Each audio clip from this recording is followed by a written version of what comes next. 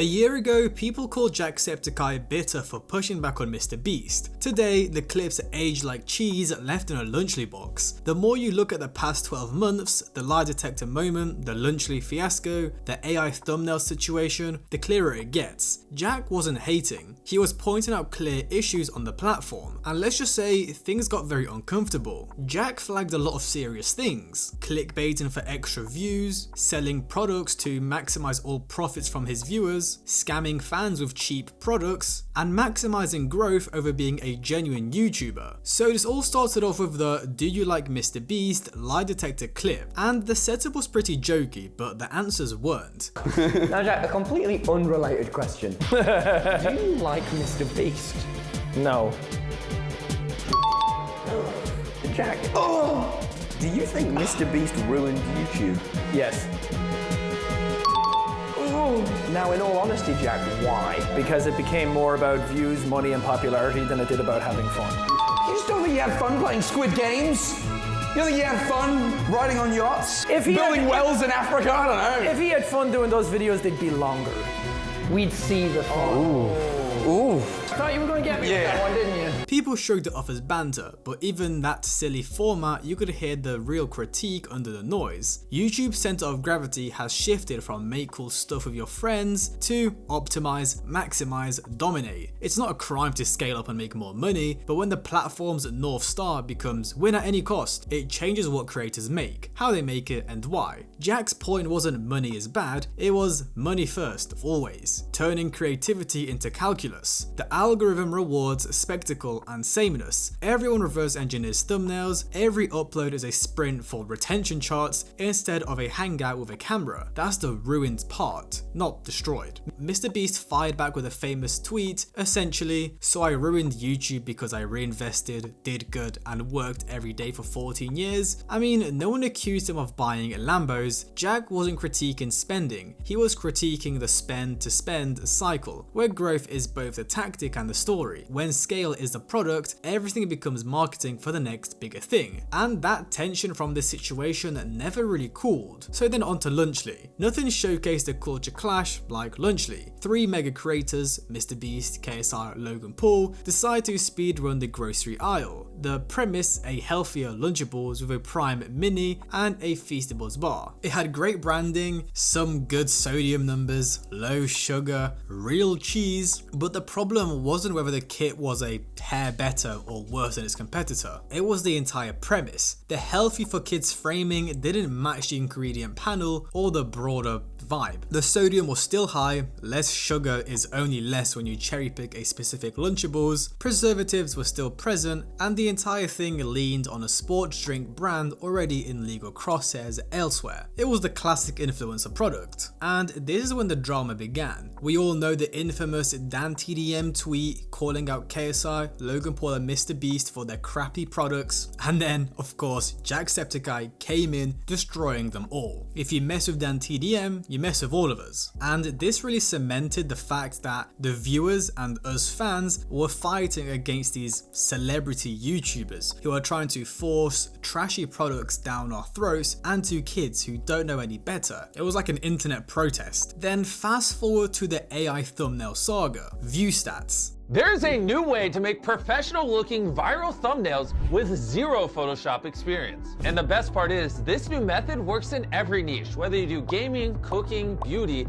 this works for all of them. From creating custom results from any channel to literally being able to put your face on a thumbnail, it literally feels like cheating. This is the home of the AI tool where you can type in any channel on all of YouTube and it will use it as inspiration for the thumbnail it's generating. So for example, let's say you're MrBeast. You would just type in MrBeast here. Now it's gonna look at all my recent videos and get inspiration from them. And for the prompt, I'm gonna type in stranded on a volcano. And there you go, we now have a thumbnail with me dangling on the side of a volcano. This is perfect for inspiration, and if you do a couple iterations with the system, this is how you can literally generate your thumbnails going forward. The Pitch, a tool that auto-generates viral thumbnails, can learn from any channel and even map your face into results. For small creators, that sounds like a great ladder. For artists, editors, and anyone who had their style stolen, it's a trapdoor. Creators notice their names and aesthetics in the launch sizzle without being asked, Jack among them. His response was short, nuclear, and entirely on brand. What the actual F? Plus the note that even his logo showed up in the promo. Removing the U from YouTube wasn't a corny line in that moment, it felt literal. If a texture of the platform is unique creator taste, turning it into an auto-generate setting sterilizes the surface. Now MrBeast pivoted, he removed the AI tool from new pro signups, replaced it with a hire a thumbnail artist directory, and stressed how much he spends on human artists already. How's it going, guys? A week ago, I launched an AI thumbnail tool to help small creators make better thumbnails, and I thought people were going to be pretty excited about it, but I definitely missed the mark. If you open up Twitter, you know what I'm talking about. And so I read all your guys' feedback, and I've been thinking a lot about it, and so we just enacted some changes that I think you guys will find positive. And so going forward, there is no AI thumbnail tool. Anyone from now on that signs up for ViewStats Pro, there will not be the AI thumbnail tool. It just doesn't exist. We pulled it down. And on top of that, I wanted to go one step further to really show artists out there that I care. If you go on viewstats.com, under our more tools section, it will say hire thumbnail artists. And if you click that, it'll take you to a page of artist portfolios where you can commission a real thumbnail artist to make you a real thumbnail. So I care more than any of you could ever imagine about the YouTube community. I mean, obviously I'm the biggest YouTuber in the world, and I don't take that responsibility lightly. And so, you know, it deeply makes me sad when I do something that, you know, people in the community are upset by. And I also want to put out there that I guarantee you, I have spent more money on thumbnail artists than any other YouTuber in the world. I've probably spent more money on thumbnail artists than the top 100 creators combined. I mean, I have a small army of thumbnail artists that work for me. I'm looking to hire more thumbnail artists. So I just want to put that out there, and I have no intention of firing my thumbnail artists or anything. Like, this is, you know, just supposed to help make them more effective and blah, blah. I mean, you know what I'm saying. But regardless, it doesn't matter. The tool's down for future people that sign up for ViewStats Pro. And yeah, now it's a funnel to help artists make more money. So I'm really excited. Go check it out. Hey, go to viewstats.com and click on the Hire the Artist tab, and, you know, go commission real artists, help them make more money. So take care, guys. It was a clean reverse, rare in this space, and worth saying out loud. The course correction doesn't erase the initial instincts though, but it does prove there's still a human at the wheel willing to recalibrate when the community says no. Here's the nuance most videos and discourse skips. MrBeast, the person, is clearly obsessed with making bangers, outspending himself, and doing massive stunts. MrBeast, the brand, is a global machine that treats each upload like a seasonal film. Those two truths can coexist, but the brand gravity bends the ecosystem around it. Jack's ruined YouTube comment wasn't about one guy's product, it was about how the rest of the site mutated to orbit his model. The ripple effects are visible in endless "I gave a stranger $10,000 thumbnails," retention optimized, shout-mography, and the collective belief that bigger is always better. When small creators do anything else, they're told it's not scalable. Since when did art class get graded on scales to international retail? MrBeast's response tweet framed his grind as doing good and inspiring kids to help people. He's got the receipts for wells funded, surgeries paid, shoes gifted, but the platform conversation was never charity versus views, it was culture versus conversion. A video can be generous and still contribute to a monoculture of sameness. So overall, it was a pretty tough year for MrBeast and his branding,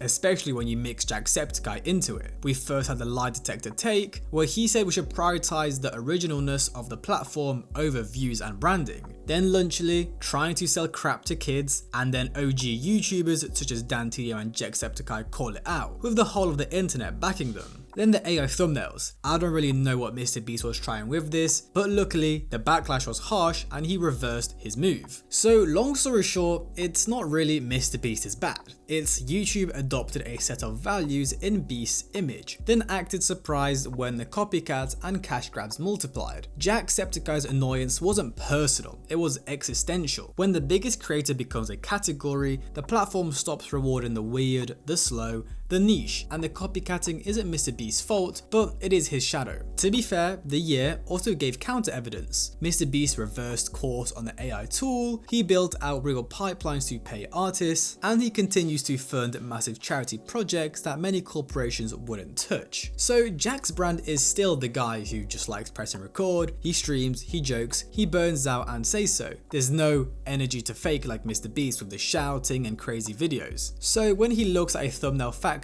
or a Lunchly marketing campaign and says this isn't it, it lands as a community instinct, not just clout hunting. That's why his what the actual F on the AI thing felt like a weirdly protective moment. He wasn't defending the layer of YouTube that still has fingerprints. He was defending the layer of YouTube that is still real people. That same instinct is why he backed Dan TDM during the Lunchly mess. Dan's tweet, "Do better," aged into a thesis statement. Better doesn't mean more electrolytes, it means tell the truth, don't hide behind community notes, and stop selling health to little kids that don't know better. So long story short, MrBeast will be fine. His empire is too big to fall off a handful of controversies. He'll keep doing crazy stuff, breaking records, and continue being the biggest YouTuber of our generation. And this isn't about ruining MrBeast, it's about not letting MrBeast be the only grammar the site speaks. So look, a year on from the whole beef, Jacksepticeye was right. It's less of a diss and more of an honourable entry. He said YouTube felt like it traded soul for scale. The year delivered a Lunchly scandal and a thumbnail machine to prove the point. He was right all along. He wasn't calling for MrBeast to fail, he was calling for the rest of us to not forget what made the site fun before it turned into a product bible. So let me know your guys' thoughts in the comments below. Was Jacksepticeye right all along, or was he just lucky? And is MrBeast a terrible person? Let me know your thoughts. Hope you guys enjoyed. Like, subscribe, comment, have a great day, and I'll see you guys in the next one.